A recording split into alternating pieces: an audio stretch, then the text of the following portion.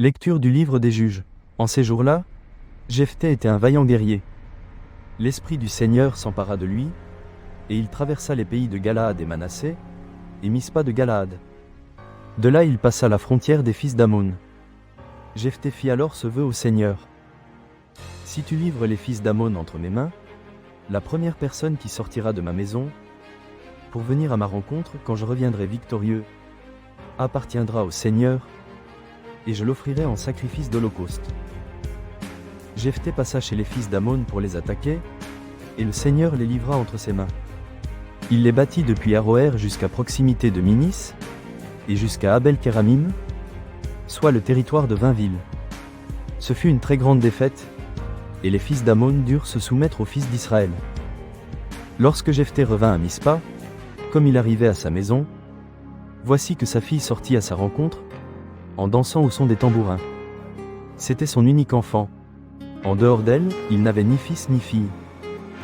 Dès qu'il l'aperçut, il déchira ses vêtements et s'écria : « Hélas, ma fille, tu m'accables. C'est toi qui fais mon malheur. J'ai parlé trop vite devant le Seigneur, et je ne peux pas reprendre ma parole. » Elle lui répondit : « Mon père, tu as parlé trop vite devant le Seigneur. Traite-moi donc selon ta parole, puisque maintenant le Seigneur t'a vengé de tes ennemis, les fils d'Ammon. » Et elle ajouta : « Je ne te demande qu'une chose. Laisse-moi un répit de 2 mois. J'irai dans les montagnes pour pleurer ma virginité avec mes amis. » Il lui dit : « Va. » Et il la laissa partir pour 2 mois. Elle s'en alla donc, avec ses amis, dans la montagne, et pleura sa virginité. Les 2 mois écoulés, elle revint vers son père, et il accomplit à son égard le vœu qu'il avait prononcé. Parole du Seigneur. Nous rendons grâce à Dieu. Me voici, Seigneur. Je viens faire ta volonté.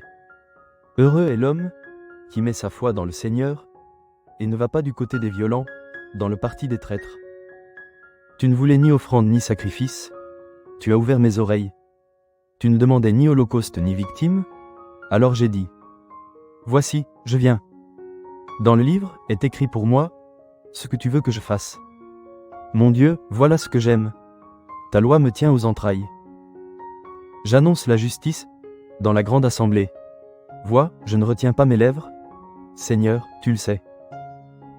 Parole du Seigneur. Nous rendons grâce à Dieu. Aujourd'hui, ne fermez pas votre cœur, mais écoutez la voix du Seigneur. Alléluia. Évangile de Jésus-Christ selon saint Matthieu. En ce temps-là, Jésus se mit de nouveau à parler aux grands prêtres et aux anciens du peuple, et il leur dit en parabole : le royaume des cieux est comparable à un roi qui célébra les noces de son fils. Il envoya ses serviteurs appeler à la noce les invités, mais ceux-ci ne voulaient pas venir. Il envoya encore d'autres serviteurs dire aux invités : voilà, j'ai préparé mon banquet, mes bœufs et mes bêtes grasses sont égorgés. Tout est prêt. Venez à la noce.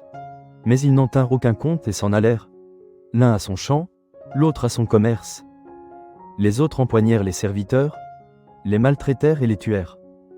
Le roi se mit en colère, il envoya ses troupes, fit périr les meurtriers et incendia leur ville. Alors il dit à ses serviteurs : le repas de noces est prêt, mais les invités n'en étaient pas dignes. Allez donc aux croisées des chemins. Tous ceux que vous trouverez, invitez-les à la noce. Les serviteurs allèrent sur les chemins, rassemblèrent tous ceux qu'ils trouvèrent, les mauvais comme les bons, et la salle de noces fut remplie de convives.